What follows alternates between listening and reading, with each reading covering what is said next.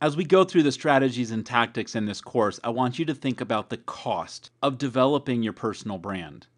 When I started all this stuff, I was a job seeker. I didn't have any money or any budget that I could put into developing, enhancing, sharing my personal brand. So let's go over some ideas on how you can enhance your personal brand and where it might fall in this model.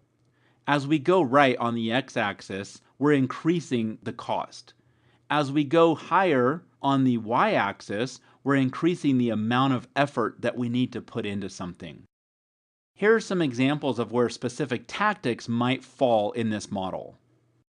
If you want to use a book published by a traditional publisher, I would suggest that that's going to take a lot of effort and it could cost you a lot of money. It's not uncommon for authors to spend thousands, maybe tens of thousands of dollars to get a book published through a traditional publisher. They're not spending it on publishing things, but they might put a lot of money into PR or something like that. New clothes might cost a lot. It doesn't have to necessarily take a lot of effort. You might use some kind of writing strategy, and you can do all your own writing, or with minimal effort, you would pay a ghostwriter. The cost could be high, but it won't take much of your time or effort. This definitely was not in line with my budget.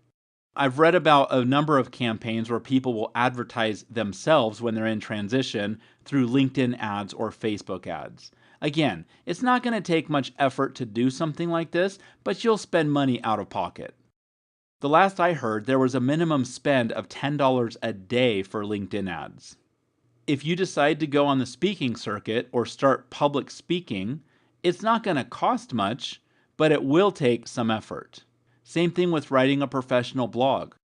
You might start a blog with WordPress and spend virtually no money, but blogging takes quite a bit of effort, especially if you're going to do it right and consistently.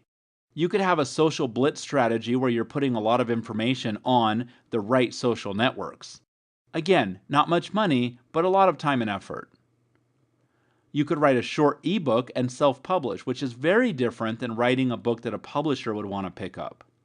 This might be completely free, but it'll take some work to get it out there. About Me is a web service that looks like a one-page Who Am I? No cost, not much effort. And then we go into other things like developing a 30-second pitch or a tagline or something like that. I wanted to show this to you so that you can realistically get an idea of how much time or money you might spend on developing your own personal branding strategy. There's nothing wrong with staying in the bottom left quadrant. If you don't want to spend a lot of effort and you don't have any money to spend on this, that's okay. There are things that you can do in that quadrant.